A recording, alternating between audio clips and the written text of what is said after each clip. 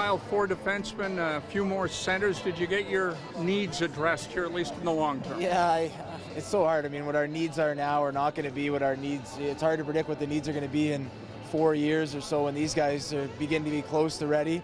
But we just went down our list and picked the players, Paul, that were at the top, and we come out. It just so happens to work out that way. I know Mike's wish list is both private and public. He wants centers and D, so he's happy, and really that's all that matters today.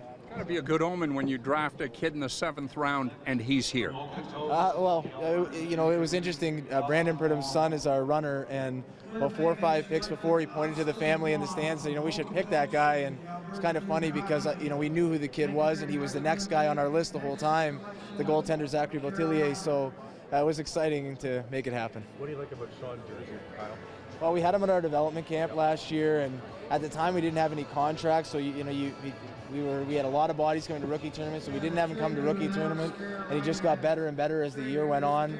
We liked everything about him. His foot speed improved. He's able to make plays. He's a big kid too. I mean, relatively speaking, for this day and age, 6 feet tall, almost 200 pounds, and can defend against the best players in that league now. So we're happy to have him.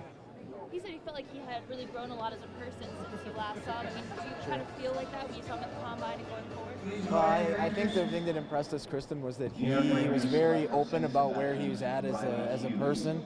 And talking to his team, to Dale DeGray, and to Todd Gill and the staff in Owen Sound, and doing our research on him, like, he's really transformed the way that he lives day in and day out. Not that there was anything wrong with it before. He was a teenager before, and now you talk to him, and he monitors everything that goes into his body. He's very meticulous with his habits. He's really become a pro in the year, and obviously it pays off for him today, going from undrafted to picked in the 2nd round, which we're happy to have him.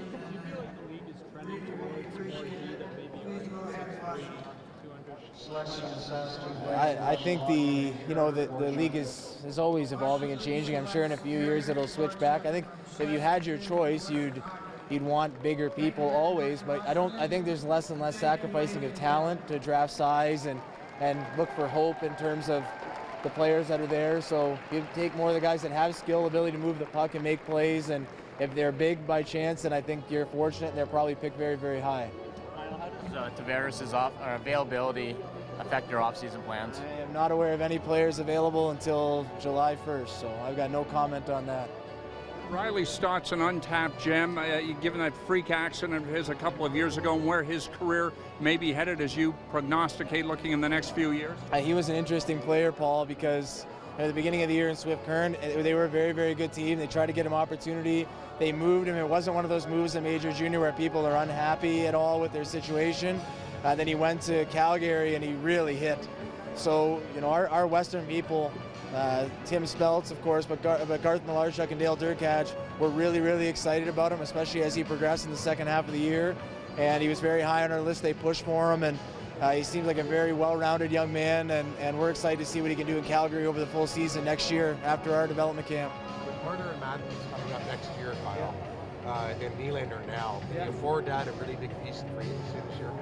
We've got the best cap people in the league, I hope, so we'll try to figure that out if the opportunity presents itself, Terry. But we're confident right now with our cap situation that we could do really whatever we want to do at this point. Nothing's going to stop us and hold us back, and that's how we'll proceed here through the entire summer. What's the tenor of the trade talks around the league right now? It was interesting. It seemed like yesterday afternoon there was going to be a lot of stuff happen all at once, and then of course there was the trade last night between Colorado and Washington, and the one major trade today. It seems like it's just waiting for everything to unleash in the next couple days, and I think there's some, depending on who's available and who's not on July 1st, I think you'll either see trades come very fast and be more of a frenzy, but we'll see. I think everyone's just kind of sitting and waiting and being patient. Are you close to anything? That way? No, not at this time. That could change by the time I walk out of here, though, of course, so I don't want you to use it against me, Terry.